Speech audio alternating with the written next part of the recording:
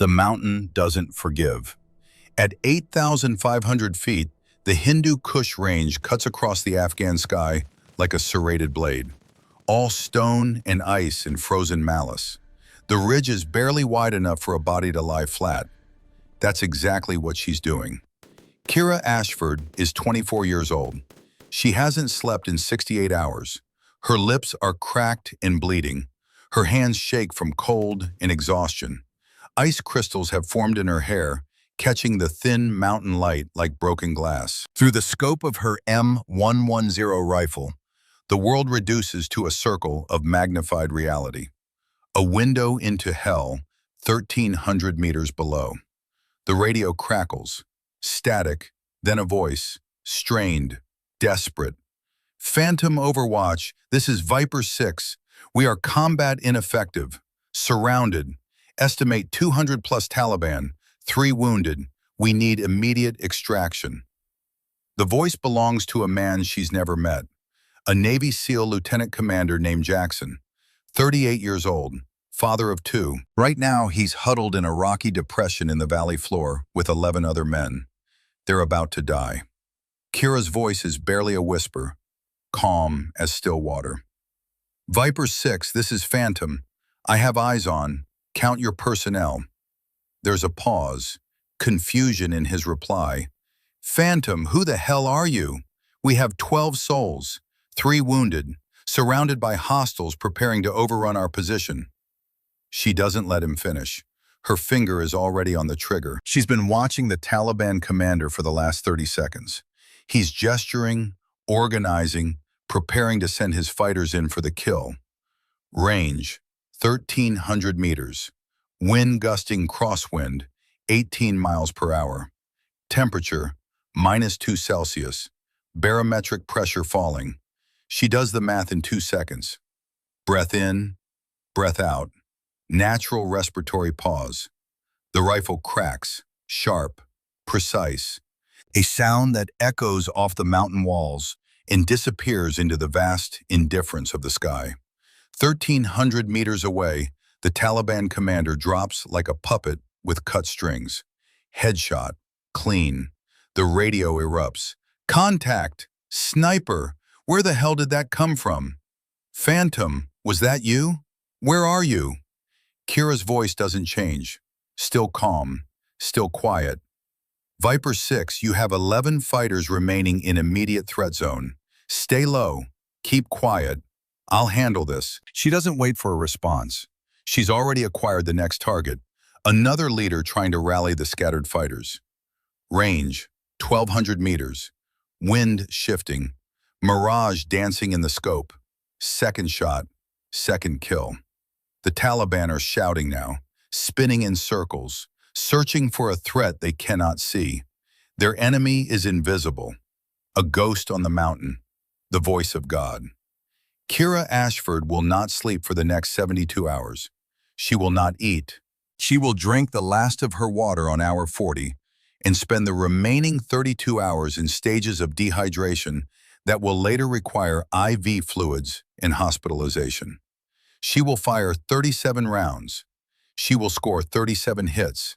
She will hold off more than 200 enemy fighters with nothing but a rifle, a scope, and a will that refuses to break.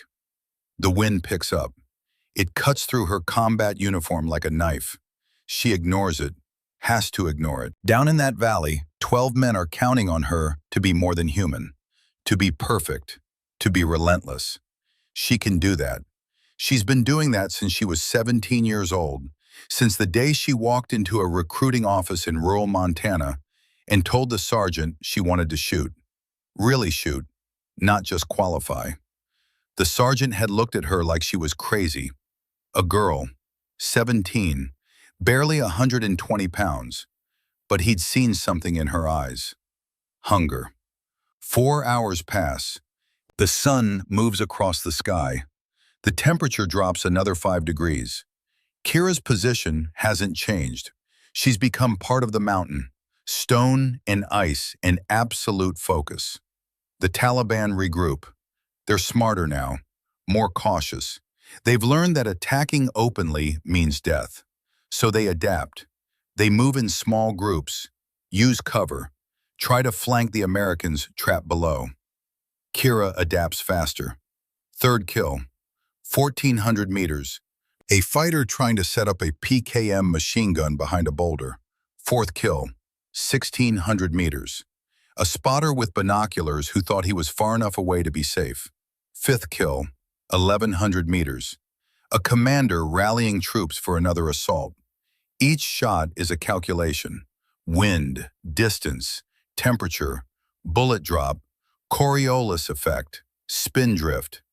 She runs the numbers in her head faster than most people can type them into a ballistic calculator. This is what 10,000 hours looks like. This is what mastery means. On the valley floor, Chief Petty Officer Gideon Hale crouches behind a rock, barely large enough to shield his body. He's 30 years old, gray eyes, a face like weathered granite. He's been a SEAL for 8 years. He's seen combat in 3 different countries. He's never been this scared. Not of dying, he's made peace with that possibility years ago. He's scared of failing, of letting his men down, of the wives and children back home who will get folded flags and empty promises. The radio crackles in his ear. Viper 6, this is Phantom. You have movement on your east flank. 200 meters. 4 fighters with RPGs. Stay down, I'm engaging. Gideon looks east, sees nothing. The terrain is a maze of rocks and scrub brush. Then he hears it. Crack. The sound comes from somewhere above, somewhere impossibly far away. 3 seconds later, one of the Taliban fighters drops. The others scatter, abandoning their rocket-propelled grenades, running for their lives. East flank clear, the voice says. Still calm, still impossibly calm. Phantom, Gideon says, his voice rough. We owe you our lives. You owe me nothing, Viper 6. Just stay alive. That's an order. Gideon almost smiles. Almost. The voice on the radio sounds young, female, confident in a way that only comes from absolute competence. He's never heard anyone quite like her. He pulls out his binoculars, scans the ridgeline, looking for any sign of their guardian angel. There, a tiny glint of light, scope glass catching the sun, and something else, something moving in the wind. A piece of frayed, olive-drab yarn, tied to the end of a rifle barrel. An old technique, ancient, the kind of improvised wind indicator that hasn't been used in decades. Gideon makes a mental note. That yarn, that specific shade of faded green, if he survives this, he's going to find the person behind that scope, and he's going to thank them. The hours bleed together. Day becomes night, night becomes day again. The cold intensifies. Kira's body begins to shut down. Her vision blurs. Her hands cramp. She's beyond exhaustion now, beyond pain. She's operating on something else, something deeper. Will, pure, distilled, unbreakable will. The Taliban launch another assault. 50 fighters this time, moving in coordinated groups. They've had enough. They're willing to take casualties to finish this, to overrun the Americans and claim their victory. Kira meets them with silence and precision. 6th kill, 7th, 8th. The assault falters. Men fall, others retreat. The pattern repeats. She's firing faster now. The M110 is semi-automatic. No bolt to work. Just acquire, calculate, fire. Acquire, calculate, fire. The rhythm becomes meditative. Each shot a prayer. Each hit a deliverance. 9th kill, 10th, 11th. By hour 50, her water is gone. Her tongue swells. Her throat burns. She can feel her body starting to cannibalize itself. Muscle breaking down, systems failing, but the rifle still works. The scope still shows the targets. Her finger still knows how to press the trigger. That's enough. On hour 62, the Taliban make their final push. 100 fighters, maybe more. They've called in reinforcements from neighboring valleys. This is it. the culmination. Either they break through or they abandon the siege entirely. Kira watches them mass through her scope. For the first time in 3 days, she allows herself to feel fear, not for herself, for the 12 men below, for Jackson and his 2 kids, for Gideon with his gray eyes and weathered face, for the other 10 whose names she doesn't know, but whose lives have become her entire universe. She thinks about her father, a rancher in Montana who taught her to shoot when she was 8 years old. Deer at 300 yards, coyotes at 400. He'd told her that shooting wasn't about the gun. It was about the mind, the heart, the refusal to accept failure. "You've got this, Kira," she whispers to herself. Her voice is cracked, barely recognizable. "Not today. Not them." The assault begins. The Taliban surge forward, a wave of humanity determined to wash over the Americans and erase them. Kira fires. 12th kill. The lead commander. 13th, 14th, 15th. The M110 grows hot in her hands. The barrel glows, but it doesn't fail. It won't fail. She won't let it. 16th kill. 17th. The assault breaks, not all at once, gradually, like a wave hitting a seawall and realizing the wall won't move. The fighters slow, stop, look at each other with dawning horror. Their leaders are dead. Their comrades are dead. The invisible enemy on the mountain is reaping them like wheat. They run.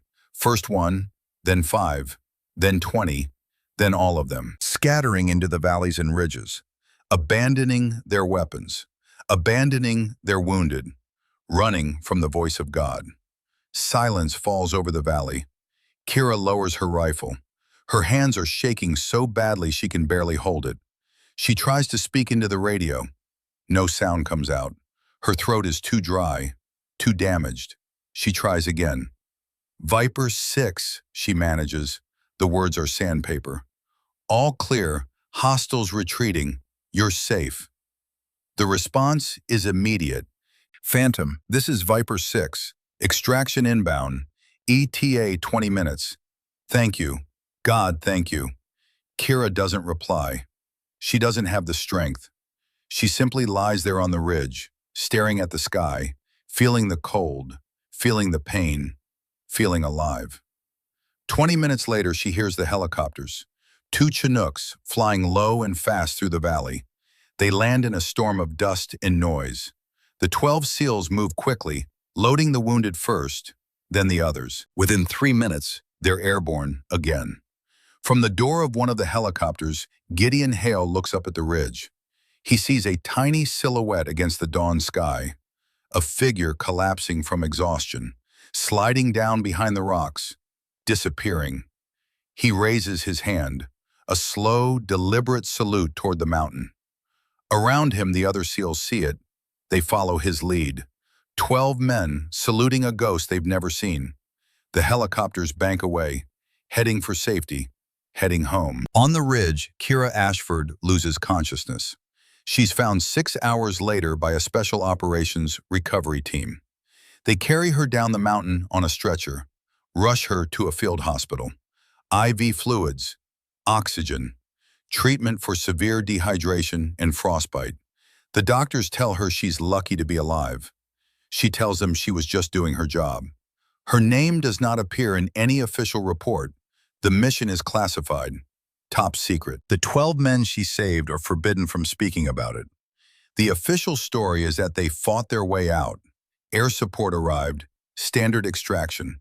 No mention of the guardian angel on the mountain. No mention of 72 hours and 37 perfect shots. No mention of Kira Ashford. She spends 2 weeks in the hospital. Then she's sent back to her unit, back to training, back to the endless cycle of preparation and deployment. She doesn't talk about what happened, doesn't seek recognition, doesn't need it. The work was the reward. The 12 lives were the point. But Gideon Hale doesn't forget. None of them do. For the next 6 years, whenever the 12 SEALs gather, they tell the story. Not officially, not in reports, but in quiet conversations over drinks. In late-night phone calls, in moments of reflection, they tell the story of Phantom Overwatch, the ghost who saved their lives. Gideon starts searching, quietly, carefully. He pulls in favors, contacts old friends in intelligence, tries to find any record of a female sniper operating in the Korangal Valley in October 2018. Nothing. The mission is too classified. The records are too buried. But he doesn't give up. He can't. He owes her his life. 6 years of nightmares, waking up in cold sweats, hearing the radio crackle, hearing that calm voice cutting through the chaos. Stay low. Keep quiet. I'll handle this. 6 years of searching databases, calling in favors, tracking deployment records through channels that officially don't exist. 6 years of wondering if Phantom Overwatch was even real, or if she was just an angel his mind created in the darkest hour. But he remembers that yarn, that frayed olive drab yarn tied to her barrel. He'd seen it through his binoculars that day, when the Chinook lifted off and he looked back at the ridge. A tiny detail, but unmistakable. She's real, somewhere, and he's going to find her. 6 years pass, the world keeps turning, wars continue, new conflicts arise. The 12 SEALs move on with their careers. Some retire, some stay in. All of them carry the memory of those 3 days. All of them wonder if they'll ever find her. And then, in June 2024, Gideon receives an email. It's from a friend at the Joint Special Operations Command. Subject line, "You're going to want to see this." The message contains a single attachment, a roster for the annual JSOC Precision Rifle Symposium at Fort Irwin, California. Gideon scrolls through the names: Army, Marines, Air Force, Navy, the best of the best, nearly 200 shooters. And there, 3/4 down the list, a name catches his eye. Sergeant Kira Ashford, USA. His heart stops. It can't be. Can it? He reads it again, checks the details. The unit is vague, the background is minimal, but the name is there. Kira Ashford. Gideon makes 3 phone calls. Within 2 hours, he has confirmation. The Kira Ashford registered for the symposium is the right age, the right background, graduated from the Army Marksmanship Unit, deployed to Afghanistan multiple times between 2017 and 2019. It's her. It has to be her. Gideon books a flight to California that night. Fort Irwin sits in the heart of the Mojave Desert, a furnace, an anvil. At 107 degrees Fahrenheit, the air itself becomes a physical force, pressing down, distorting vision, making the distant mountains shimmer and waver like a mirage. The range, known as the Cauldron, sits in a vast expanse of sun-bleached concrete and sand. Nearly 200 of the military's finest marksmen have gathered here. Rangers, Green Berets, Marine Raiders, Navy SEALs, the best of the best. Their rifles gleam in the brutal sunlight, custom-built instruments that cost more than most people's cars. Barrett M82A1 50 caliber rifles, $12,000 each. Accuracy International AXMC rifles in .338 Lapua Magnum, $9,000. Remington MSR rifles with Schmidt and Bender optics, $15,000. These are not weapons. These are works of art.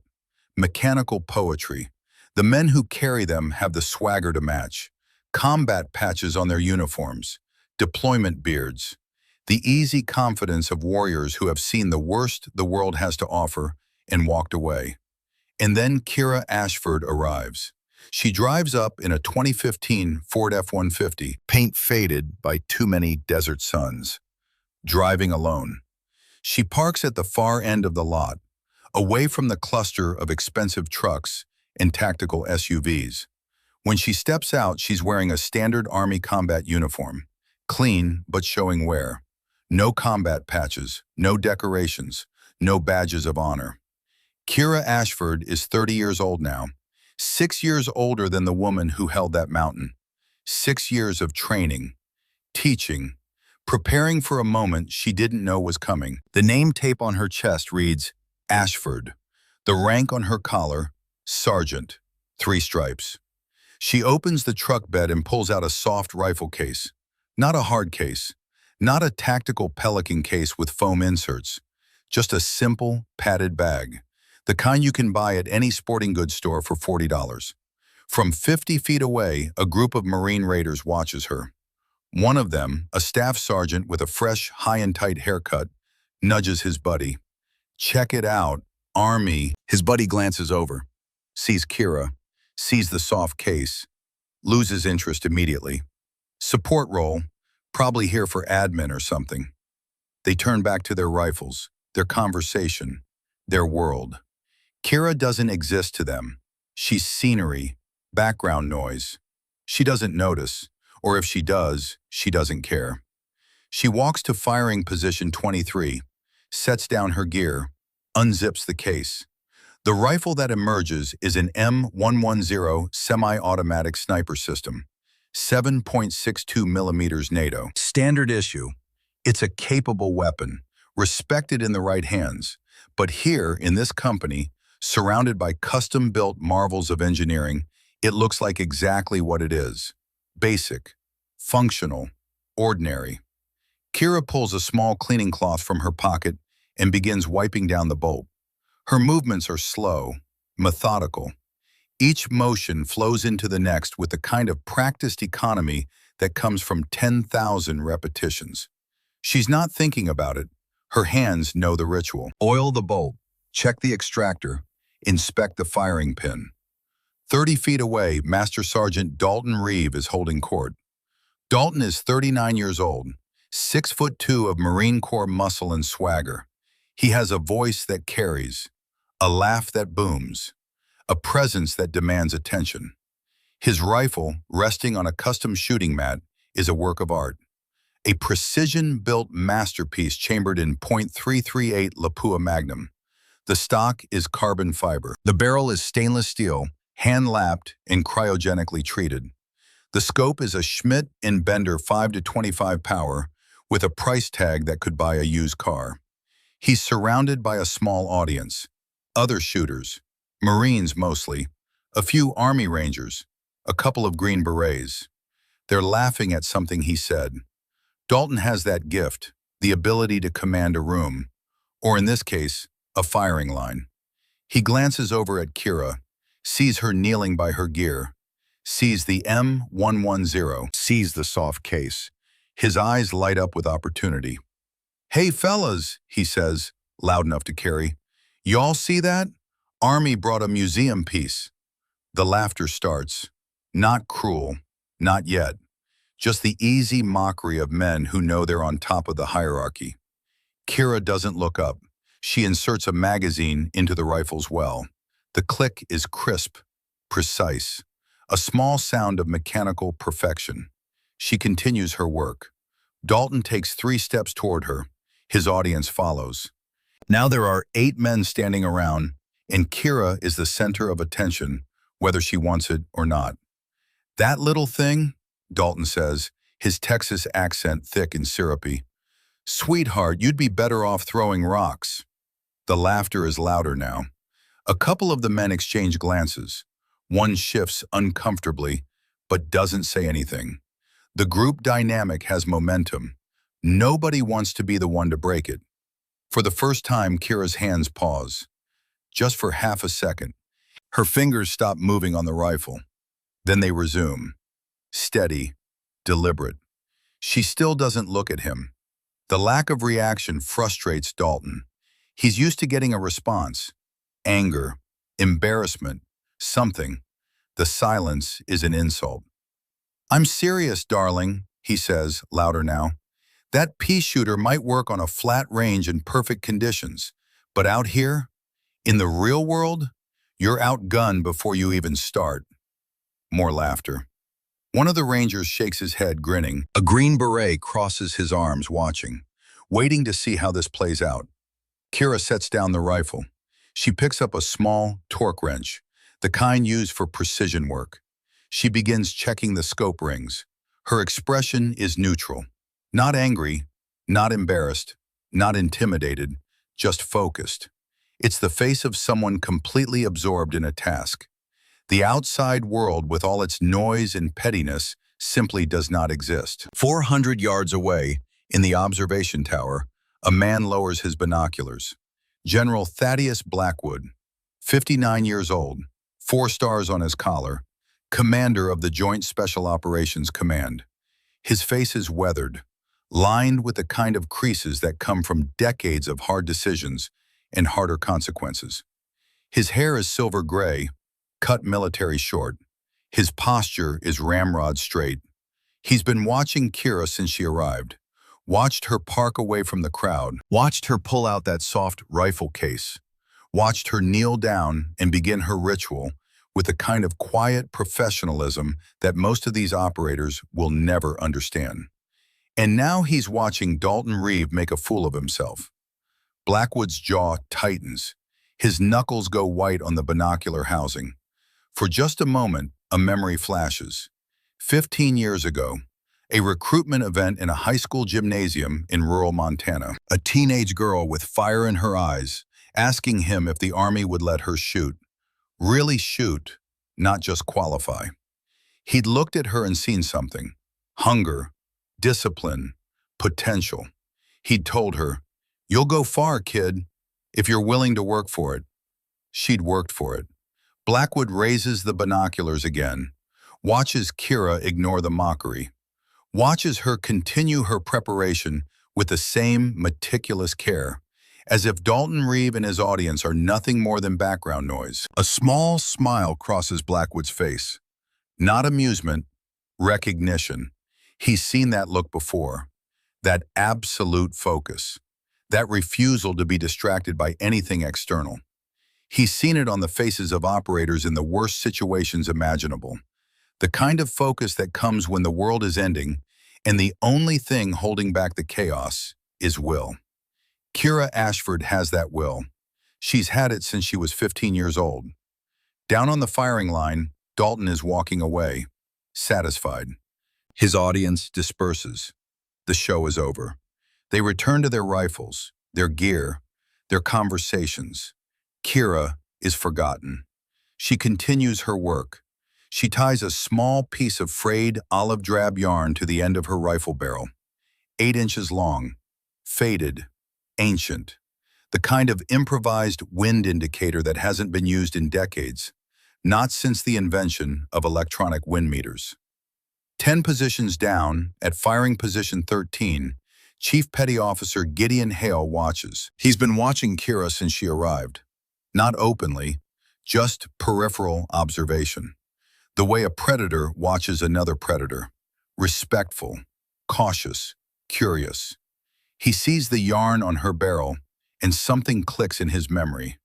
That yarn, that exact shade of faded olive drab.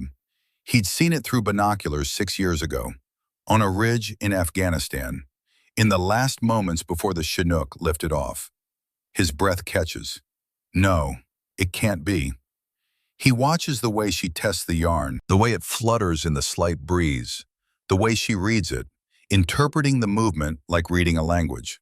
He watches her pull out a small spiral-bound notebook, opens it, pages and pages of handwritten data, wind patterns, mirage behavior, elevation corrections, temperature coefficients, ballistic data accumulated over years, maybe a decade.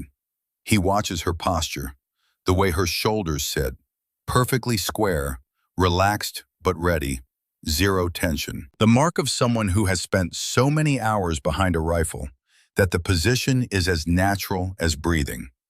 Gideon sets down his coffee, slowly. His full attention is on her now. He recognizes something. Not her. He's never met her. But he recognizes the language she's speaking, the silent language of true mastery. It's the same language he speaks, the same language that all real professionals speak, regardless of service or unit or rank. She's not a support role. She's not here to observe. She's a shooter, a real shooter. And that yarn, that goddamn piece of frayed olive drab yarn, could she be phantom? The public address system crackles to life. All shooters, listen up. We are green for the final event. The Serpent's Tooth. Report to the firing line for briefing in 5 minutes. I say again, 5 minutes. A ripple goes through the assembled shooters. Conversations pause. Men straighten. The Serpent's Tooth is the reason most of them are here. It's the final test. The impossible challenge. The one that separates legends from everyone else. Kira closes her notebook, slides it back into her pack. She stands, stretches briefly, and walks toward the gathering crowd at the center of the range. Her heart is calm. Her mind is clear. She's done this before. Not here, not in front of 200 people, but on a frozen mountain ridge, with 12 lives in the balance and an enemy that wouldn't stop coming. This is just another day at work, but she doesn't know what's waiting for her at the center of that crowd. A ghost from 6 years ago, a man who's been searching for the voice that saved his life, a man who's about to recognize the one thing she can't hide, the way she ties that piece of frayed yarn to her barrel, the way she reads the wind like a language only the dead and the saved understand. Gideon Hale has found his phantom, and in 2 hours the entire world will know her name. 10 minutes later, the crowd has formed a semicircle around the firing line. Dalton Reeve is in position, prone, rifle deployed on its bipod. His spotter, a fellow Marine with a high-powered spotting scope, is beside him. The range master's voice cuts through the heat. "Shooter ready?" "Ready," Dalton calls back. "Stand by. 3, 2, 1. Commence firing." Dalton's first target is at 800 meters, an 18-inch steel plate partially hidden behind a berm.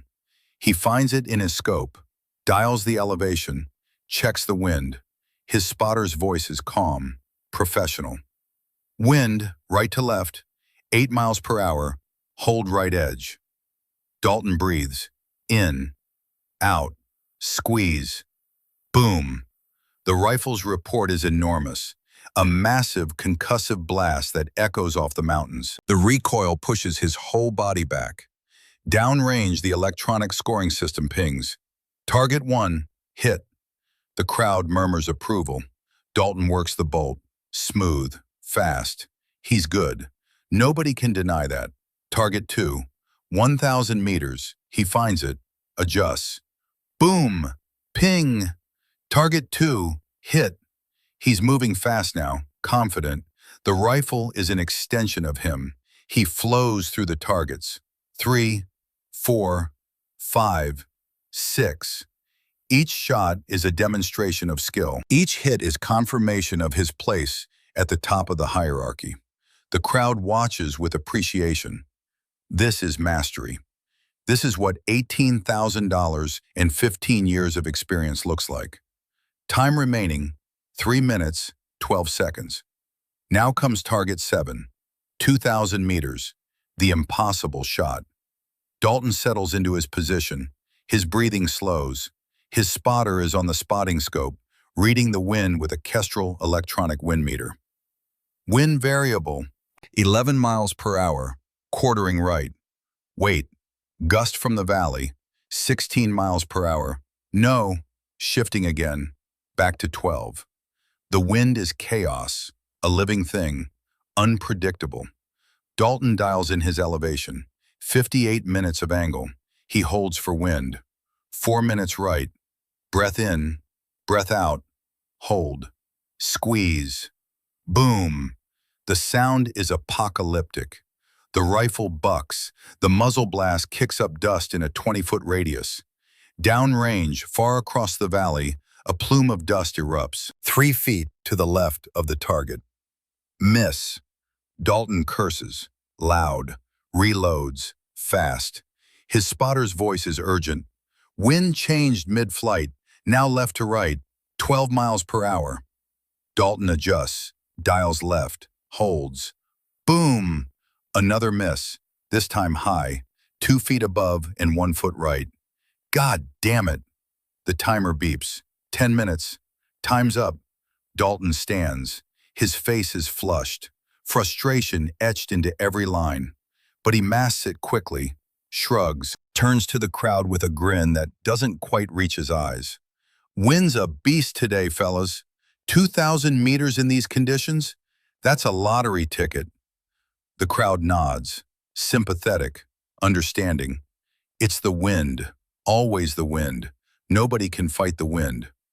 Dalton walks off the line. Score, 6 out of 7 targets. Respectable. Expected. The rangemaster calls out, "Next shooter, Sergeant Ashford, you're up." The crowd shifts, rearranges. Nobody's leaving. They want to see this. Not because they expect success, but because failure is always interesting. Kira walks to the firing line. No hurry, no hesitation. She kneels, sets down her pack, pulls out her rifle. She lies down behind the M110. Her body melts into the position. Not forced, not strained, just settles. Like water finding its level. She closes her eyes for 3 seconds. Centers herself. When she opens them, the world has changed. Everything external falls away. There's only the rifle, the targets, the wind. The range master's voice seems to come from a great distance. "Shooter ready?" Kira's voice is quiet, calm. "Ready. Stand by. 3, 2, 1. Commence firing." Target 1, 800 meters. Kira's breathing is slow, rhythmic. 8 seconds in, 8 seconds out. Through the scope, she watches the mirage, watches the heat waves dance across the valley floor, waits for the pattern to stabilize. There, her finger begins its slow press on the trigger. Not a pull, not a jerk, a gradual increase of pressure until the shot breaks. Crack. Not a boom, a crack, sharp, precise. Ping. Target 1. Hit. She doesn't pause. The M110 is semi-automatic. She doesn't need to work a bolt, just reacquire. Find the next target. Target 2, 1,000 meters. The yarn on her barrel flutters. Right to left wind, 6 miles per hour. She holds left. Crack. Ping. Target 2, hit. The crowd is quiet now, watching. Target 3, 1,200 meters. Crack. Ping. Target 4, 1,400 meters. Crack. Ping. She's moving faster than Dalton did. The semi-automatic rifle gives her an advantage. No bolt manipulation. No break in her rhythm. Target 5, 1,500 meters. Crack. Ping. Target 6, 1,600 meters. Crack. Ping. 6 for 6. Flawless. Time remaining, 4 minutes, 8 seconds. And now, target 7, 2,000 meters, 1.24 miles. The crowd holds its breath. Kira studies the target through her scope. The white plate is a tiny speck, barely visible, wavering in the heat mirage like a ghost. She does the math. Bullet drop for 7.62 NATO at this range, over 700 inches. Wind drift, unpredictable. The round will go transonic around 1,800 meters. It will lose stability, start to tumble. This rifle cannot make this shot. The physics don't allow it. She knows this. She fires anyway. Crack. Downrange, far across the valley, dust kicks up, 6 feet to the right of the target. A ranging shot. Deliberate, intentional, not a miss, an information-gathering exercise. She cranks her scope turret. 30 minutes of angle left. The clicks are audible in the silence. Crack. Closer. 4 feet left now, but still short. 2 feet low. The crowd begins to murmur. Sympathetic. She's trying, it's admirable, but futile. Time remaining, 58 seconds. Kira lies behind the rifle, perfectly still. She can feel her heartbeat, can feel the pulse in her fingertips, can feel the earth rotating beneath her. She knows she cannot make this shot with this rifle. She knows it. And yet, there's a sound. Footsteps on concrete, heavy boots walking toward her. The crowd parts. Gideon Hale steps through. In his hands, he carries his rifle, an M110 SAS Enhanced, the upgraded version, bigger, more powerful, chambered in .300 Winchester Magnum instead of 7.62 NATO, capable of reaching distances that Kira's rifle can only dream of. He walks to position 23, kneels beside Kira. The crowd is frozen. What is he doing? Gideon's hands tremble slightly as he sets down the rifle. 6 years, 6 years of nightmares, waking up in cold sweats, hearing the radio crackle, hearing that calm voice cutting through the chaos. Stay low, keep quiet, I'll handle this. 6 years of searching databases, calling in favors, tracking deployment records through channels that officially don't exist. 6 years of wondering if Phantom Overwatch was even real, or if she was just an angel his mind created in the darkest hour. But that yarn, that frayed olive drab yarn tied to her barrel, he'd seen it through his binoculars that day, when the Chinook lifted off and he looked back at the ridge. A tiny detail, but unmistakable. She's real, and she's here. Gideon sets his rifle down on Kira's mat, deploys the bipod. The weapon sits there, offered, a gift. He reaches into his pocket, pulls out a single brass cartridge, hand-loaded, match-grade, the best ammunition money and skill can produce. He places it beside the rifle, and then he speaks. His voice is low, gravelly, respectful. Use this, Sergeant Major. The crowd gasps. Sergeant Major. She's wearing sergeant stripes, 3 chevrons. Not the complex insignia of a sergeant major, not the rank that commands battalions and advises colonels. What did he just say? Dalton Reeves' face goes pale. Confusion spreads through the assembled shooters like wildfire. Kira looks up at Gideon.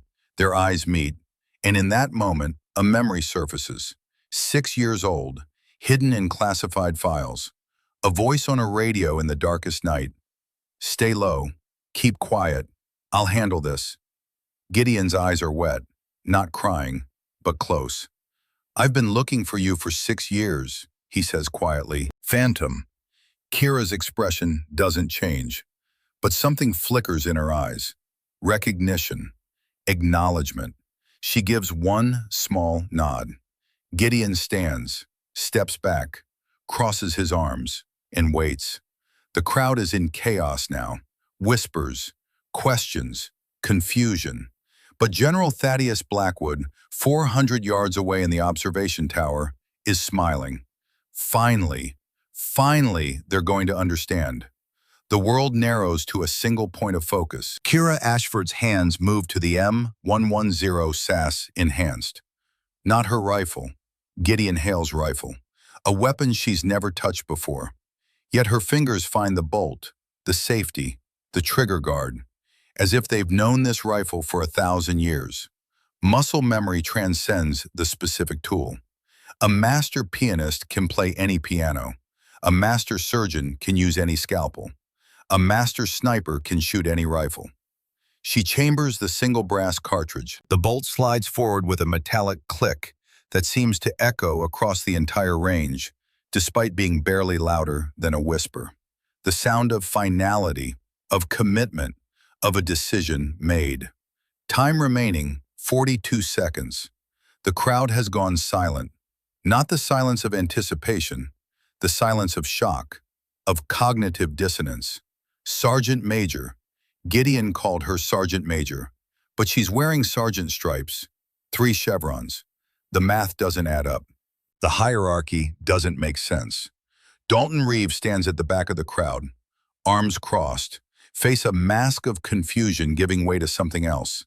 Concern. The first whispers of doubt. Kira settles her cheek against the stock of the SASS. The polymer is warm from the sun. The rifle is heavier than her M110.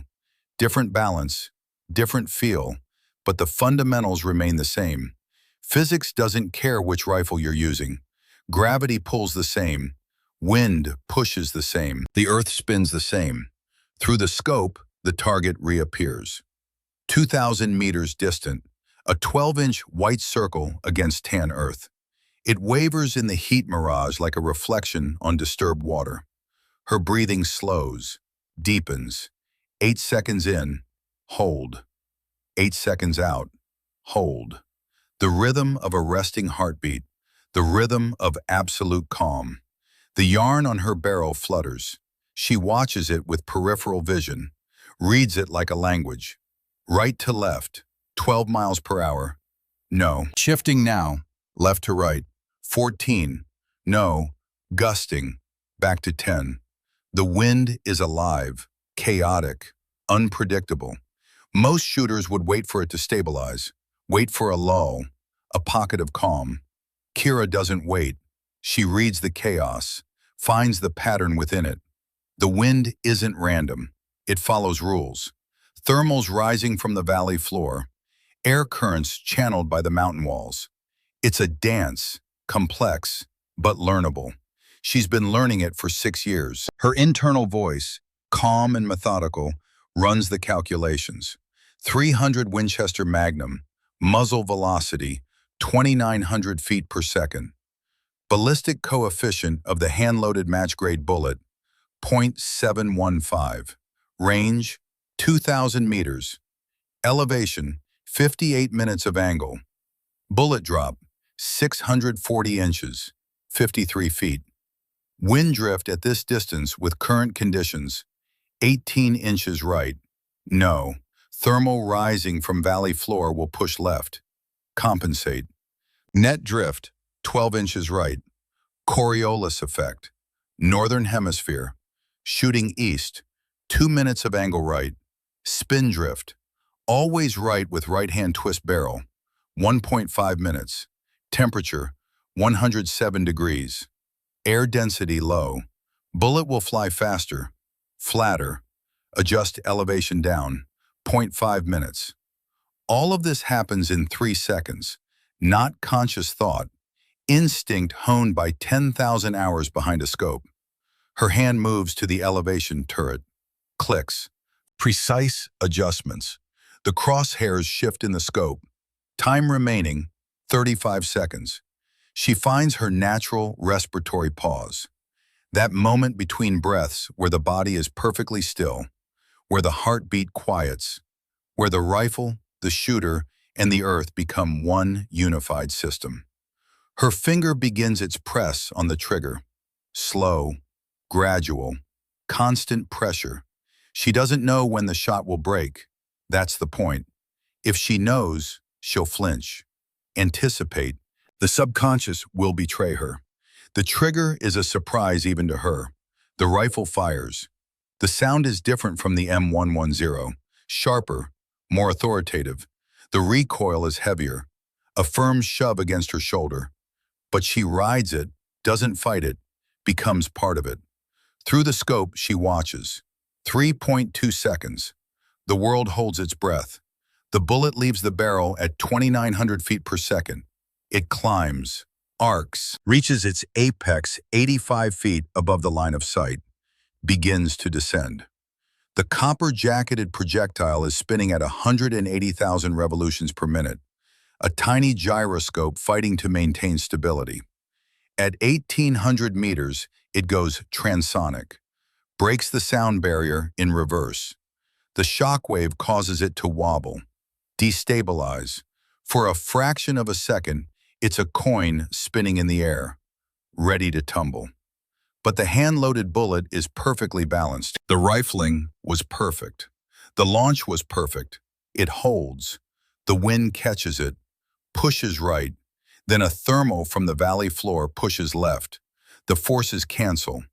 The bullet continues on its path. 2,000 meters downrange, the white steel plate waits. Kira watches through the scope, doesn't blink, doesn't breathe. The bullet is a tiny dark speck, visible only because she knows exactly where to look. It descends, converges, arrives. The sound comes 3.2 seconds after the shot, a distant metallic clang that rolls across the valley like thunder. Clear, unmistakable, final.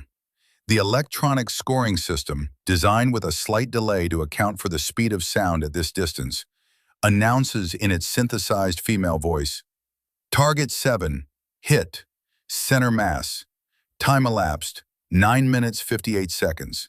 Silence.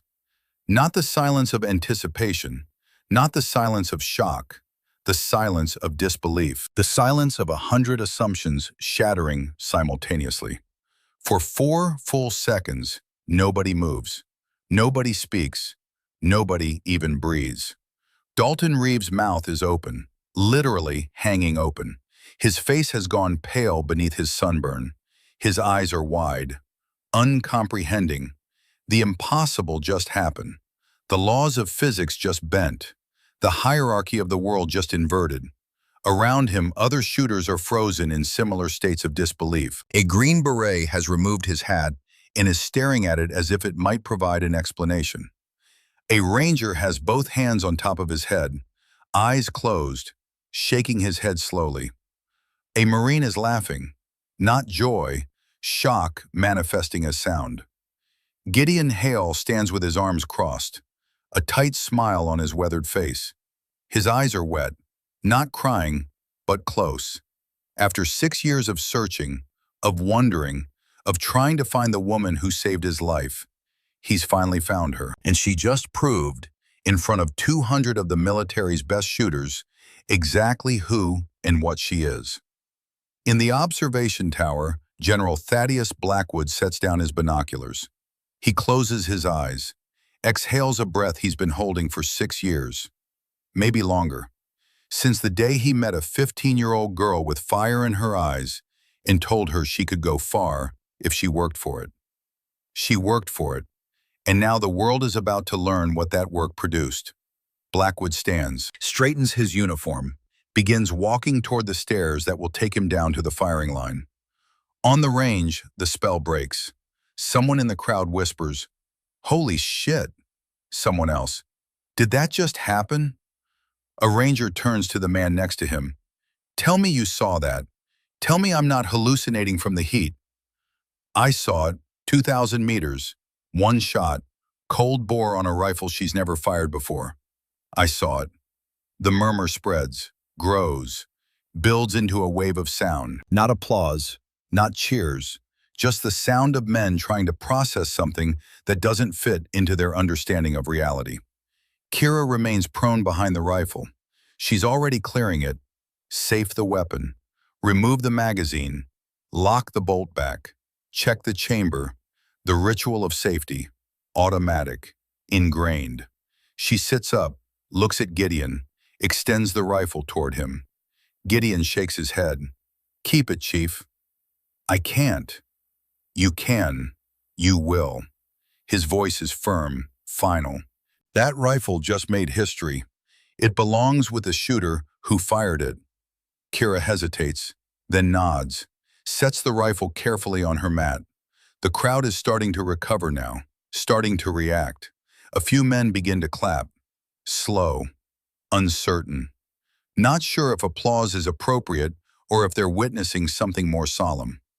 But before the applause can build, before the crowd can fully process what just happened, a new sound cuts through the noise. Footsteps. Heavy, purposeful, authority in every step. The crowd turns. General Thaddeus Blackwood is walking across the active firing line. Range masters move to intercept him. Protocol demands it. The range is hot. Targets are still active. A 4-star general has no business walking into a live fire area. Blackwood raises one hand, a gesture of absolute command. No words necessary.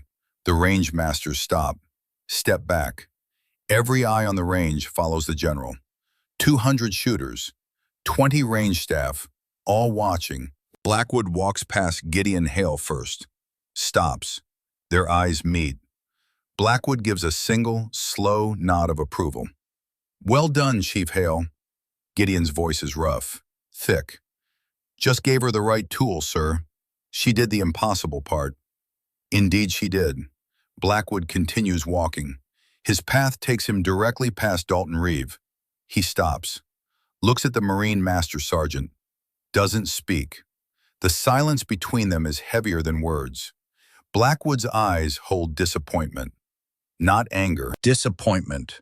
The kind a father shows a son who should have known better. The kind that cuts deeper than any reprimand. Dalton can't meet his gaze, looks down, his face flushes, shame mixing with confusion. Blackwood holds the look for 5 seconds, then continues walking. He stops in front of Kira Ashford. She's starting to rise, coming to attention. Proper military protocol when a general officer approaches. Blackwood raises his hand. "As you were, Sergeant Major." The words hit the crowd like a physical force. Sergeant Major. There it is again. From a 4-star general. Not a mistake, not a slip of the tongue. Deliberate, intentional. Kira settles back, kneeling, waiting. Blackwood doesn't speak to her. Not yet. Instead, he turns to face the assembled crowd.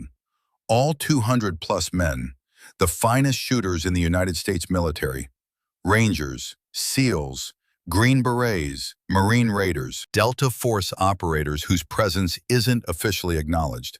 The best of the best. His voice, when he speaks, isn't loud. Doesn't need to be. It carries the weight of 4 decades of command, of hard decisions and harder consequences, of authority earned through blood and sacrifice. "For the last 3 days," he begins, his voice like gravel rolling down a mountain, "I have heard a lot of talk." Pause. Let it sink in. "I have seen a lot of expensive rifles." Another pause. His eyes sweep the crowd. "I have witnessed a lot of pride." The word hangs in the desert air. Heavy. Accusatory. Some of it earned. Pause.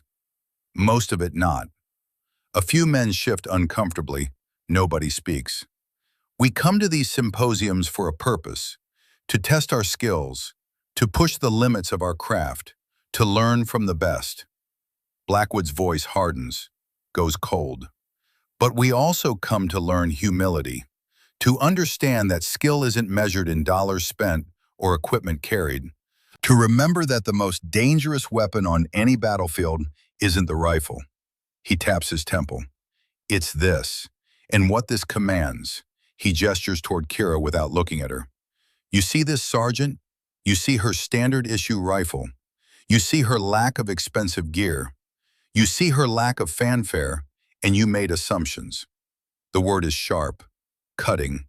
"You judged the book by its cover, didn't even bother to read the first page." Blackwood's posture shifts, goes formal. Parade ground, straight. "Let me read it for you." His voice rises, projects, every word precise. "This is Sergeant Major Kira Ashford, United States Army, serial number classified." The crowd ripples, shock spreading outward like a wave. Sergeant Major is an E9, the highest enlisted rank, a position of immense responsibility and respect. Command Sergeant Majors advise battalion and brigade commanders. They are the senior enlisted advisors, the voice of experience, the keepers of standards, and she's wearing sergeant stripes. "Why?" Blackwood continues. His voice is steel now. "The long-range engagement doctrine that you all studied to qualify for this symposium. The manual you memorized. The formulas you calculated." Pause. "Let them remember their studies."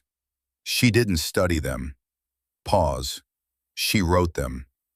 Gasps. Audible gasps from the crowd. Field Manual 3-22-10, Chapter 7. High-altitude wind correction formulas. Thin atmosphere ballistic compensation. Temperature coefficient adjustments. Blackwood's eyes are hard, unforgiving. Written by Sergeant Major Ashford, based on field data collected during Operation Enduring Freedom. Validated through combat application. Signed in blood and brass on a frozen mountain while saving the lives of 12 men. He pauses, lets the weight settle. 12 men you would all call heroes. The silence is absolute now. Not a sound, not a breath. Blackwood turns slightly, looks at Kira. When he speaks again, his voice has changed. The steel is still there, but underneath it, something else. Respect, pride, almost paternal. Afghanistan, Korangal Valley, October 2018, 6 years ago. And with those words, he takes them back to the mountain, back to the darkness, back to the moment when 12 men faced death and one woman held it back with nothing but a rifle and an unbreakable will. A 12-man SEAL reconnaissance team was compromised, ambushed by over 200 Taliban fighters. 3 wounded, no cover, no extraction possible. Weather had closed in, no air support, no quick reaction force. They were alone, surrounded, combat ineffective. Blackwood's voice drops. Quiet now, forcing the crowd to lean in, to listen. For 72 hours they were hunted. For 72 hours they held that position against impossible odds. Pause. They survived because of one sniper, one guardian angel on a ridge 1 mile away. He looks at Gideon. For 3 days and 3 nights she held back an army, never sleeping, never eating, rationing water that ran out after 40 hours, firing in conditions that would make today's challenge look easy. Blackwood's voice rises again. Every time the enemy massed for an assault, a shot would ring out from the heavens and their leader would fall. The enemy called it the voice of God. They thought they were being hunted by a demon, by a curse. He turns back to the crowd. They broke, they fled, abandoned the siege. 200 fighters scattered by one shooter they never saw, never located, never engaged. He points at Kira. That demon, that voice of God, was a 24-year-old sergeant named Kira Ashford. The revelation lands like an artillery shell. Men step back, physically step back, as if the information has mass, weight, physical force. Blackwood isn't finished. The extraction team found her collapsed from exhaustion and dehydration. Hypothermic, frostbite on her fingers. She'd been firing for so long in such cold that she damaged the nerve endings in her trigger finger. She spent 2 weeks in a field hospital. His voice goes quiet again, reverent. The 12 men she saved went home to their families, went home to their children, went home to their lives. He looks at Gideon. Chief Petty Officer Gideon Hale was one of those 12. Every head turns to Gideon. He stands straight, doesn't hide. Tears are running openly down his face now. He doesn't wipe them. He spent 6 years searching for the woman who saved his life, trying to find Phantom Overwatch, trying to say, thank you. Blackwood's voice cracks, just slightly, just enough to show he's human. Today he found her. Gideon steps forward, comes to attention, rendering a slow, perfect salute toward Kira. Kira, still kneeling, returns it. The moment hangs, frozen, sacred. Then Blackwood does something that will be remembered for the rest of these men's lives. He comes to attention. Perfect posture, shoulders back, chin level, eyes forward. And a 4-star general, commander of Joint Special Operations Command, renders a slow, crisp, heartbreakingly respectful salute to a non-commissioned officer kneeling on the ground. Sergeant Major Kira Ashford. His voice is thick with emotion. It is the highest honor of my career to share this range with you. Kira looks up, meets his eyes, and for the first time emotion breaks through her calm exterior. Her eyes glisten, not tears, but close. She returns the salute. Her hand trembles just slightly.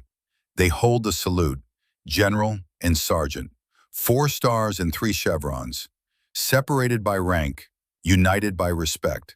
5 seconds, an eternity. Then Blackwood drops his salute. Kira drops hers, and the crowd erupts. Not polite applause, not golf clap respect.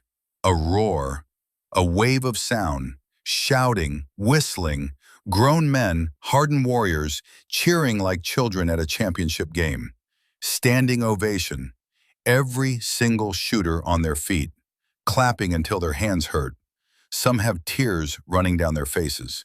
Some are laughing. Some are just shaking their heads in wonder.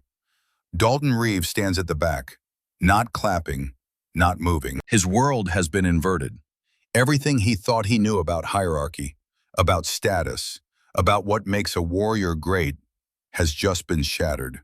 He looks at his expensive rifle, his custom gear, his pride, and he feels small. Blackwood turns back to the crowd, raises one hand. The applause dies instantly. That's the power of command. "Gentlemen," he says, "today you received a masterclass, not in shooting, in humility, in respect, in understanding that true excellence doesn't announce itself. It demonstrates itself." He looks around, making eye contact, ensuring every man feels the weight of his words. "I suggest you learn from it." He turns, walks back toward the observation tower. The crowd parts for him, silent, respectful. As he passes Dalton, he doesn't look at him, doesn't acknowledge him. The absence of attention is worse than any rebuke. The crowd begins to disperse, slowly. Men move in clusters, talking in low voices, processing, trying to fit this new information into their understanding of the world. Gideon approaches Kira. She's standing now, packing her gear with the same methodical care she showed at the beginning. "Ma'am," he says, his voice is rough, raw. "I've wanted to thank you for 6 years." Kira doesn't look up, continues packing. "You already did, Chief. You gave me your rifle. That rifle is yours now, I insist." She looks at him, really looks at him, studies his face, the scars, the gray hair, the lines of hard years. "Viper 6, she says quietly. "You made it home. All 12 of us did, because of you. You held the position. I just bought you time." Gideon shakes his head. "You did more than that. You gave us hope. When we thought we were done, when we thought it was over, your voice on that radio, telling us to stay quiet, to stay low, that you had us covered, that hope kept us alive." Kira is quiet for a moment. Then, "If you ever need anything, Chief, anything, you call me." "I was about to say the same thing, ma'am." They shake hands. The grip is firm, respectful. Warriors recognizing warriors. As Gideon walks away, Dalton Reeve approaches. Slowly, hesitantly. Kira sees him coming, continues packing. Dalton stops 3 feet away, opens his mouth, closes it, tries again. "Sergeant Major, His voice cracks, fails. Kira straightens, turns to face him. Her expression is neutral. Not angry, not forgiving, just calm. "I was an arrogant fool," Dalton manages. "I couldn't see past my own ego." Kira studies him. "Then you saw what you expected to see. Most people do." She extends her hand. "You're a damn good shooter, Reeve. You just forgot that gear doesn't make the warrior. The warrior makes the gear matter." Dalton takes her hand, grips it hard. "Yes, ma'am, I won't forget again." "Good.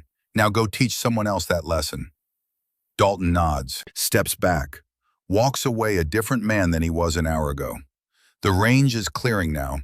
The symposium is over. Shooters are packing their equipment, loading their trucks. The sun is beginning its descent toward the western mountains, painting the sky in shades of orange and gold. Kira finishes packing her gear. The M110 SAS goes into a hard case now. Gideon's parting gift, or perhaps payment of a debt that can never truly be repaid. As she walks toward her truck, a voice calls out, "Sergeant Major." She turns. Colonel Garrett Whitlock is walking toward her. 62 years old, silver hair, ramrod posture. He's wearing civilian clothes, khakis and a polo shirt, but his bearing screams military. Kira comes to attention instinctively. Whitlock waves her at ease. "I've been watching you for a long time, Sergeant Major Ashford." "Sir?" "7 years ago, you were a private first class, applied for the sniper program. Your test scores were off the charts, but you were young, female. A lot of people wanted to pass you over." He pauses. "I overruled them. approved your application personally because I saw something in you that reminded me of myself at that age. Hunger, discipline, the refusal to accept limitations. Kira listens, silent. I've followed your career, watched you excel at every level, watched you deploy, watched you save those 12 men, even though the mission was too classified for me to officially know about it. A small smile. And today, I watched you prove that excellence doesn't need expensive equipment. It just needs opportunity and will. He extends his hand. Thank you for validating my decision 7 years ago. And thank you for representing what this uniform is supposed to mean. Kira shakes his hand. Thank you for giving me the chance, sir. Whitlock nods, steps back, walks away. Kira loads her gear into the truck, drives toward the exit. In her rearview mirror, Fort Irwin grows smaller. The range, the crowd, the moment that will define her whether she wants it to or not. Behind her, the legend is already beginning to spread. 6 months pass. The world keeps turning, wars continue, new conflicts arise. The 200 shooters who witnessed the silent shot return to their units. Some retire, some deploy. All of them carry the memory. At the Marine Corps Scout Sniper School in Quantico, Virginia, Master Sergeant Dalton Reeve stands in front of a classroom of 30 students. Young Marines, eager, confident, some too confident. He holds up a small, spiral-bound notebook, worn, edges frayed. This, he says, his Texas accent still thick, but the volume turned down, costs $3 at a gas station, maybe less. The wisdom inside it is priceless. He opens it, shows pages covered in neat, dense handwriting, wind charts, mirage behavior patterns, temperature coefficients. This belonged to the best shooter I've ever seen, maybe the best shooter anyone's ever seen. This belonged to an Army Sergeant Major who taught me more in 10 minutes than I'd learned in the previous 15 years. He sets the notebook down on the podium, gently, reverently. I was at the top of my game, or so I thought. Custom rifle, $18,000. Every piece of high-speed gear money could buy. And I was good. I knew I was good. Pause. And then I watched a woman with a standard-issue rifle and a piece of yarn for a wind indicator make a shot I just missed. Make it look easy. Make it look inevitable. The students are silent now, listening. I'd spent the morning mocking her, making jokes, playing to an audience, because I saw her gear and assumed I knew everything I needed to know about her capabilities. Dalton's voice goes quiet. I was wrong, profoundly wrong, the kind of wrong that changes you. He picks up the notebook again. She gave me this 6 months ago, after I apologized, after I asked her to teach me what I was missing. She made one small correction to a formula I'd been using, one adjustment, and my accuracy at extreme distance improved 30%. He sets the notebook down again. The most important piece of equipment you'll ever carry isn't your rifle, isn't your scope. He taps his temple. It's this, and the humility to keep filling it with knowledge from anyone, anywhere, regardless of their rank or their gear or whether they fit your expectations. One of the students raises his hand, young, barely 20. Master Sergeant, what happened to her? The Sergeant Major. Dalton smiles, small, genuine. She's doing what she does best, teaching the next generation, raising the standard, making sure what happened to me doesn't happen to you. At the Naval Special Warfare Center in Coronado, California, another piece of the legend is being preserved. In the main hallway sits a glass display case. Inside it, mounted on custom brackets with museum-quality presentation, is a rifle. M110 SAS Enhanced Semi-Automatic Sniper System, chambered in .300 Winchester Magnum. The metal shows wear. The stock has scuff marks. It's been used hard. A brass plaque beneath it reads, "The Silent Shot, 2,000 meters, Sergeant Major Kira Ashford, USA, Fort Irwin, California, June 2024. Below that, in smaller text, loaned by CPO Gideon Hale to SGM Ashford for one shot. She kept the rifle. He kept his life. A fair trade. Two young SEAL candidates stand in front of the case. You believe it? One asks. The second candidate studies the rifle, looks at the wear patterns on the stock, the carbon scoring on the barrel. I believe it. 2,000 meters with one shot on a rifle she'd never fired before. That's impossible. The rifle's right there, man. They don't put things in glass cases for stories. The first candidate leans closer, reads the plaque again. She kept his life. What's that mean? Means there's more to the story than just one shot. Back at Fort Irwin, where the legend was born, the range has changed. Firing position 23 now has a sign. Simple, understated, metal bolted to a wooden post. Ashford's Perch, firing position 23. Every sniper who comes through Fort Irwin knows what it means. They seek it out, take their qualification shots from that exact position. Some bring small tokens, challenge coins, unit patches, leave them at the base of the sign. On a cold November morning, 1 year after the silent shot, a new class of Army snipers is conducting qualifications. Private First Class Sarah Vega stands behind a rifle at 1,700 meters, 22 years old. From a small town in New Mexico, she's been at the top of her class academically. But on the range, under pressure, she freezes. The instructor, a grizzled sergeant first class, kneels beside her. Vega, you're thinking too hard. She doesn't look at him. Sergeant, I just need to. You need to trust your training. Stop trying to be perfect and just execute. I can't afford to miss, Sergeant. Everyone's watching. The instructor points to the sign.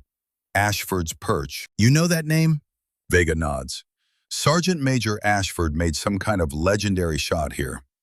2,000 meters, one shot, rifle she'd never fired, in front of 200 of the best shooters in the military, after spending the morning being mocked and dismissed. Pause. Everyone was watching her too. Everyone expected her to fail. The pressure on her was 1,000 times what you're feeling right now. What did she do?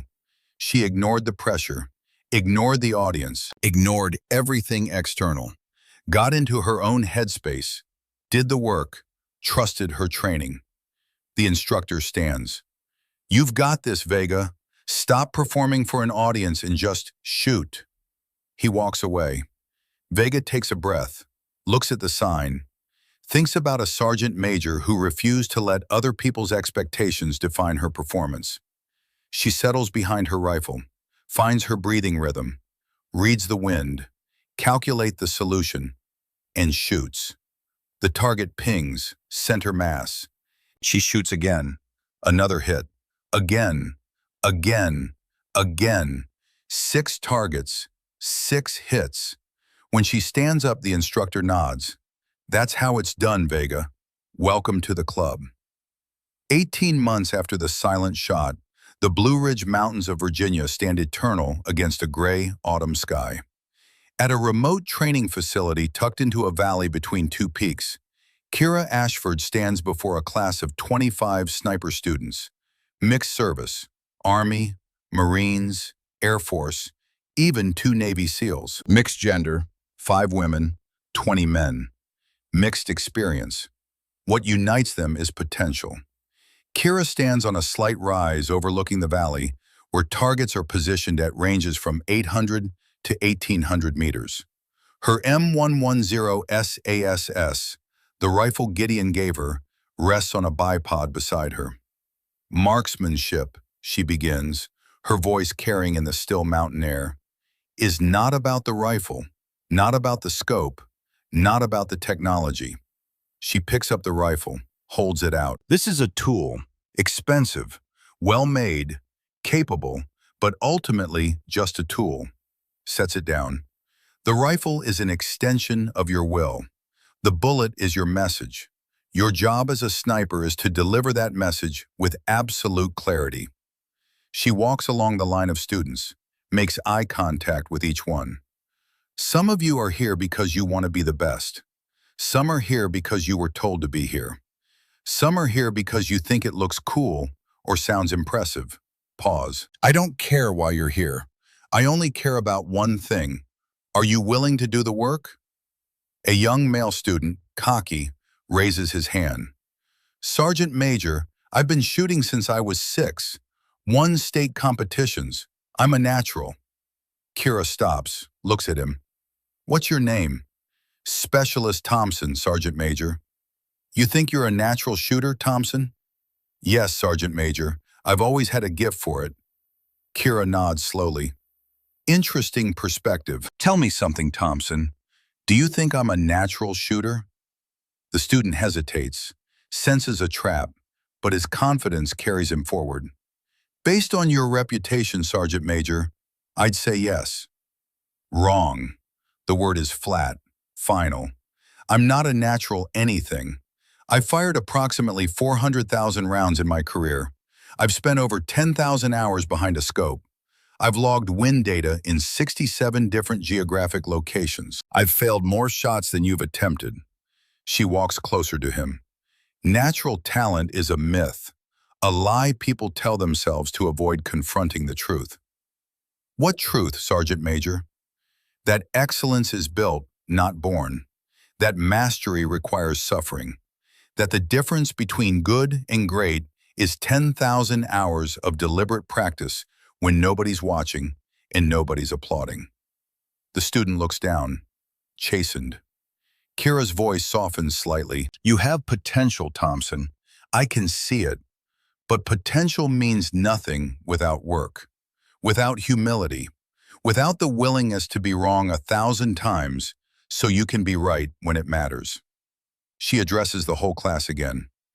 Every single one of you will fail during this course. You will miss shots you should make. You will make mistakes. You will have moments where you doubt whether you belong here. Pause. Those moments are where you become a sniper, not on the shots you make, on how you respond to the shots you miss. One of the female students raises her hand, nervous energy radiating from her. Sergeant Major, what if people doubt us? What if they don't think we belong? The question hangs in the air. Kira looks at her, really looks at her, sees herself at that age, hungry, uncertain, desperate to prove something. She walks over, kneels beside the student. What's your name? Private First Class Martinez, Sergeant Major. Martinez, let me tell you something that took me years to learn. Other people's doubt is not your burden to carry. The student blinks, processing. Your only job is to be so undeniably good at what you do that their doubt becomes irrelevant. Not by arguing, not by defending yourself, but by demonstrating excellence so consistently that reality forces them to change their opinion. Kira stands, addresses the whole class again. Every one of you will face doubt, from others, from yourselves. The question isn't whether you'll face it. The question is what you'll do when you do. She picks up her rifle again. Let me show you something. She moves to a prone position. The students gather around, watching. Kira settles behind the rifle. The familiar ritual. Breathing slows, body relaxes, mind sharpens. Target at 1,400 meters. Wind left to right, 8 miles per hour, gusting to 12. Temperature 51 degrees, humidity 62%, barometric pressure 29.8. She doesn't use a calculator, doesn't check a chart, just closes her eyes, runs the numbers in her head. Elevation, 32 minutes of angle, wind hold, 2 minutes right. She opens her eyes, settles into the scope, finds the target. A 12-inch steel plate barely visible in the gray afternoon light.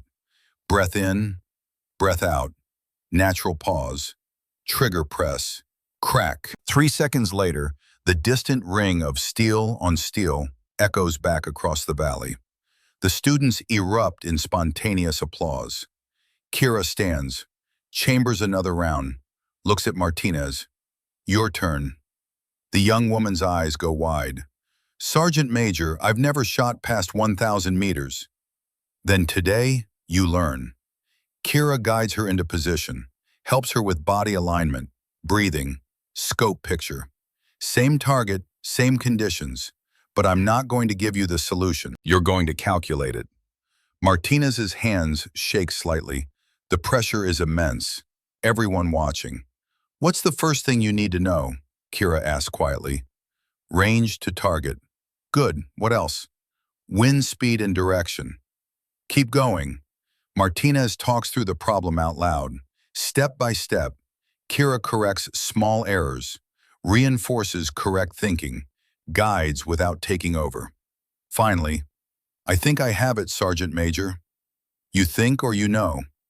Martinez swallows. I know. Then send it. The young woman settles, breathes. The rifle cracks. Downrange, dust kicks up. 2 feet left of the target. Miss. Martinez starts to apologize. Kira cuts her off. Don't apologize, adjust. You know where your round went. You know where the target is. What's your correction? Martinez thinks. 1 minute right. Then make it. The student adjusts, fires again. This time the steel rings. The class erupts. Martinez sits up, eyes wide, disbelief and joy mixing on her face. Kira smiles. Small, genuine. Welcome to the profession, Martinez. That's how it's done. The afternoon continues. Each student takes a turn. Some hit, some miss. All learn. As the light begins to fade and the class prepares to head back to barracks, one of the older students approaches Kira, a staff sergeant with multiple combat deployments. Sergeant Major, can I ask you something? Go ahead, Staff Sergeant. The story about Fort Irwin, the 2,000-meter shot, is it true? Kira looks at him, considers the question. Why do you want to know? The staff sergeant shifts his weight. Because if it's true, it changes how I think about what's possible, about what can be achieved with discipline and preparation. And if it's not true, then it's still a good story. But stories aren't the same as proof. Kira nods, respects the honest answer. She walks to her rifle case, opens it. Inside, mounted on the foam lining, is a brass casing, larger than the 7.62 rounds in her current rifle, .300 Winchester Magnum. She hands it to him. This is the casing from that shot. I kept it, not as a trophy, as a reminder. Of what, Sergeant Major? That impossible is just a word, not a limit. When the fundamentals are mastered, when the preparation is complete, when the will is absolute, the word impossible loses its power. The staff sergeant holds the casing carefully, reverently. Can I ask what happened to the rifle? The one you borrowed? Chief Hale gave it to me, said it belonged with the shooter who made it legendary. Where is it now? In a display case in Coronado, where it can inspire the next generation. She takes back the casing, returns it to the case. The shot itself doesn't matter, Staff Sergeant. It was one moment, one bullet. What matters is what it represented. That quiet competence will always eventually triumph over loud arrogance. That excellence doesn't need to announce itself. That the most valuable weapon isn't the one in your hands. It's the discipline in your mind and the humility in your heart. The staff sergeant stands at attention, renders a salute. Kira returns it. As the student walks away, a voice calls from behind. They're responding well to you. Kira turns. Dalton Reeve emerges from the training building. He's been observing the class from inside, taking notes, learning the teaching methodology. He's been at the marksmanship unit for 4 months now, still finding his footing, still adjusting to being a student again instead of the expert. They're responding to consistency, Kira says. Structure, someone who gives them honest feedback. Dalton nods. I've been watching how you teach. It's different from how I was taught. How so? Less yelling, more explaining. You treat them like adults who can think instead of robots who need programming. Because that's what they are. The best soldiers are the ones who understand why they're doing something, not just how. They walk together toward the administrative building. The sun is setting behind the mountains, painting the sky in shades of orange and purple. I talked to General Blackwood yesterday, Dalton says. He's retiring next month. I know. End of an era. He told me something interesting about you. He said you were the finest soldier he'd ever served with. Not the finest sniper, the finest soldier. Said you embodied every value the military claims to hold. Kira is quiet. That's a heavy burden to carry, Dalton says. I'm just trying to do my job well. That's exactly what makes it true. They reach the building. Dalton pauses at the door. Thank you, he says. For what? For accepting me here. For being willing to teach me. After how I acted at Fort Irwin, you could have refused. Kira looks at him, studies his face, sees genuine contrition, genuine desire to grow. Everyone deserves a chance to be better than they were yesterday, Dalton. You're taking that chance seriously. That's all I ask. 3 weeks later, General Thaddeus Blackwood's retirement ceremony takes place at Fort Bragg. The parade ground is filled with hundreds of soldiers, dress uniforms, spit-shine boots, the pageantry of military tradition. Kira stands in formation with other senior non-commissioned officers, dress blues, all her ribbons and badges on display. The speeches are predictable, tributes to Blackwood's 41 years of service, recitations of his accomplishments. But then Blackwood takes the microphone for his final address. In 4 decades of service, he begins, I've met thousands of warriors, rangers, SEALs, special forces, pilots, infantry, every type of soldier you can imagine. Pause. But only a handful truly embody what it means to be a professional, to serve without seeking glory, to excel without demanding recognition, to lead by example rather than by position. He looks directly at the formation where Kira stands. One of those soldiers is here today. Most of you don't know her name. She prefers it that way. But I know, and I want to take this final opportunity to acknowledge what she represents. Kira's heart rate increases. She keeps her eyes forward. Sergeant Major Kira Ashford taught me more about leadership in 1 afternoon than I learned in 4 years at West Point. She reminded me that the strength of our military isn't measured in budget dollars or technology. It's measured in the quiet competence of soldiers who do their jobs perfectly when nobody's watching. He raises his hand, points toward her formation. Sergeant Major Ashford, would you please step forward? Every head turns. Kira hesitates for half a second, then steps out of formation, marches to the center of the parade ground, comes to attention in front of Blackwood. He salutes her. She returns it. Then he does something that shocks everyone present. He removes the 4-star insignia from his shoulder, holds it out to her. This represents 41 years of service. I'm giving it to you, not as a gift, but as a symbol. A reminder that true leadership doesn't come from rank, it comes from character. Kira takes the insignia. Her hands are steady, but her eyes are wet. Sir, I don't know what to say. Say you'll keep doing what you're doing. Keep teaching. Keep raising the standard. Keep proving that excellence is built, not born. I will, sir. I promise. They stand there for a moment, General and Sergeant Major, mentor and student, 2 professionals who recognize in each other the qualities that make the military great. The formation erupts in applause, genuine, heartfelt, sustained. Blackwood steps back, renders one final salute to Kira. She returns it, holds it, and in that moment, the circle completes. The sun sets over the Blue Ridge Mountains. The range grows quiet. Students pack their gear and head back to barracks.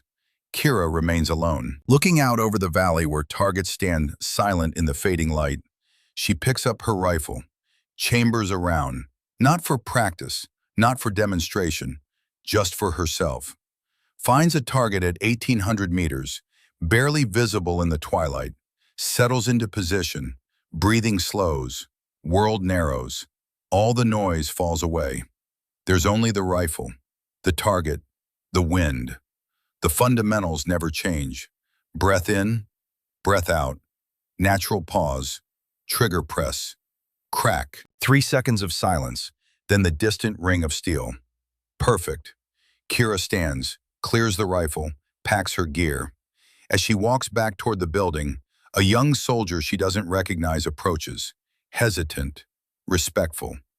Sergeant Major Ashford? Yes. The soldier extends his hand. In it is a challenge coin, custom made. On one side, the silhouette of a sniper. On the other, 3 words. Quiet, competent, deadly. I was at Fort Irwin, the soldier says, 18 months ago. I saw the shot, changed my life, changed how I think about what's possible. Kira takes the coin, studies it. You made this? Had a batch made. Been giving them to shooters I respect. Wanted you to have the first one. Kira looks at the young soldier, sees the sincerity, the respect. What's your name? Specialist Brennan, Sergeant Major. I'm in Sergeant Reeves' class now, learning to be an instructor. Dalton's teaching you well? Yes, Sergeant Major. He tells us about you, about the lesson he learned, about checking ego at the door and letting the work speak. Kira nods slowly, holds up the coin. Thank you, Specialist. I'll keep this. It's an honor, Sergeant Major. He salutes. She returns it. He walks away. Kira stands alone in the gathering darkness, holds the coin, feels its weight. She pockets the coin, picks up her rifle case, heads toward her truck. Tomorrow there will be more students, more lessons, more opportunities to raise the standard. The work never ends. Colonel Garrett Whitlock stands in the observation tower, watching Kira walk to her truck. He's been watching from a distance for months now, not interfering, not inserting himself, just observing. General Blackwood appears beside him, no longer in uniform, just slacks and a polo shirt. Retired. Free. Still watching over your recruits, Garrett? Blackwood asks with a slight smile. Old habits, Whitlock replies, especially the ones I handpicked 7 years ago. They watch Kira load her gear, drive away. You know what I'm proudest of? Blackwood asks. What's that? She never sought this, never wanted to be famous, never asked for recognition. She just wanted to do her job well.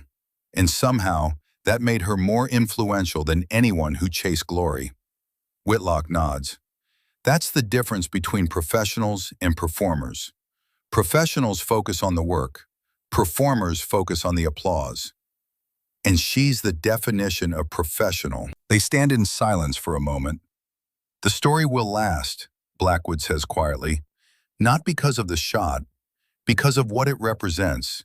Excellence over ego, competence over equipment, character over rank. He turns to leave, pauses. Those truths are timeless. As long as we have soldiers who need to learn them, we'll have the story of Kira Ashford. 6 months later, on a cold February morning, Kira receives a letter, handwritten, postmarked from San Diego. She opens it carefully. The handwriting is precise, military, the kind that comes from years of writing reports and after-action reviews. Dear Sergeant Major Ashford, you don't know me, but I know you. My name is Lieutenant Commander David Jackson. 6 years ago, I was Viper 6, the SEAL team commander in the Korangal Valley when you saved our lives. I've spent those 6 years trying to find you, to thank you, to tell you what those 72 hours meant to me and my men. We all went home, all 12 of us. My kids got to grow up with a father. Gideon got to meet his wife and start a family. Every one of us got a second chance at life because of you. I don't have the words to express what that means. How do you thank someone for your entire future? For every birthday, every Christmas, every quiet morning with your family? I can't. But I can tell you this. You are the finest warrior I've ever had the privilege of serving alongside. Not because of your skill, though that is extraordinary, but because of your character, your selflessness, your refusal to seek credit for what you did. That's the mark of true greatness. I'm retired now, living in San Diego with my wife and 2 kids, both teenagers now. They ask me sometimes about my time in the service, about the closest I ever came to not coming home. I tell them about you, about the voice on the radio that never wavered, about the guardian angel on the mountain who held back an army so 12 strangers could live. They ask me what you're doing now, if you're famous, if you got medals. I tell them you're doing something more important than fame. You're teaching others to be like you. You're raising the next generation of warriors who understand that excellence isn't about glory, it's about service.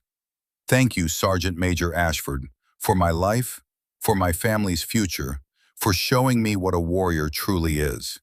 If you ever need anything, anything at all, you call me. I owe you everything. With deepest respect and gratitude, Lieutenant Commander David Jackson, USN, retired. Kira reads the letter 3 times. Then she folds it carefully, places it in a drawer with the brass casing from Fort Irwin, the challenge coin from Specialist Brennan, the 4-star insignia from General Blackwood, artifacts of a journey she never expected to take, reminders of why the work matters. She closes the drawer, returns to her lesson plans for tomorrow's class. Outside, the mountains stand silent against the winter sky. The evening settles over the training facility. In the barracks, a young private asks an older sergeant about the sign at Ashford's Perch. The sergeant leans back, a knowing smile. October 2018, Hindu Kush, 12 men, 200 Taliban, 72 hours. The private's eyes widen.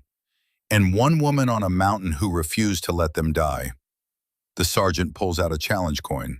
Quiet, competent, deadly. She's still out there, still teaching, still proving that the most dangerous weapon in any war, he taps the coin against his temple, isn't what you carry, it's who you are. Somewhere in Virginia, Kira Ashford closes her lesson plan. Tomorrow, 25 students will arrive. Some will doubt themselves. Some will doubt her. All will leave different. She picks up the brass casing from Fort Irwin, holds it to the fading light. 300 Winchester Magnum, 2,000 meters, 9 minutes, 58 seconds. Not because she needed to prove anything, but because 12 men needed to go home. She places the casing back in its case, next to Blackwood's 4 stars, next to Jackson's letter, next to the challenge coin that says everything she never needed to say. The mountain doesn't forgive, but Kira Ashford doesn't need forgiveness. She did her job. And somewhere on a frozen ridge in Afghanistan, the wind still whispers the name the Taliban gave her. The voice of God, silent, relentless, unstoppable, just like the legacy she's building, one warrior at a time.